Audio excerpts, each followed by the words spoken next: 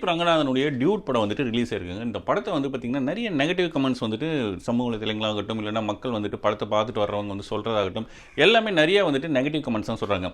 ஆனா, நான் என்ன சொல்றேன்னா, நீங்க வந்து ஒரு பாயிண்ட் ஆஃப் வியூ, அதாவது நீங்க பார்க்குற பாயிண்ட் ஆஃப் வியூ வந்துட்டு டோட்டலா வந்துட்டு வேற. அது தப்பான ஒரு பாயிண்ட் ஆஃப் வியூன்றது தான் என்னுடைய கருத்து. என்ன அப்படின்னு பார்த்தீங்கன்னா, பூவே உனக்காகன்னு ஒரு படம் வந்துச்சுங்க. அந்த படத்தோட கதை என்ன அப்படின்னு பார்த்தீங்கன்னா, அவர் லவ் பண்ண பொண்ணுக்காக அந்த பொண்ணுடைய லவ்வரை வந்து அந்த பொண்ணு கூட சேர்த்து வைக்கிறது தான் அந்த படத்தோட மெயின் வந்து கதையே.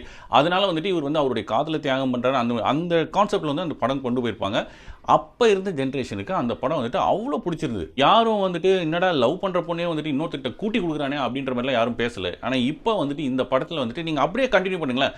அந்த படத்தில் வந்து சேர்த்து வைக்கிறாரு. சேர்த்து வைக்க முடியாத சூழ்நிலையில் கல்யாணம் பண்ணிட்டு அப்படியே கொண்டு போய் திருப்பி வந்துட்டு அவங்க லவ்வரோடய சேர்த்து வைக்கிற மாதிரி ஒரு சூழ்நிலை கொண்டு போனீங்கன்னா, இந்த படமும் அந்த படமும் டோட்டலாக வந்துட்டு அப்படியே அந்த கதை அப்படியே கண்டினியூ ஆகிற மாதிரி இருக்கும். நீங்கள் வந்து முதல் டைரக்டர் என்ன கான்செப்ட் நமக்கு சொல்ல வராரு, இப்போ இருக்கிற ட்ரெண்டுக்கு ஏற்ற மாதிரி கொஞ்சம் சில விஷயங்களை ஆட் பண்ணியிருக்காங்க.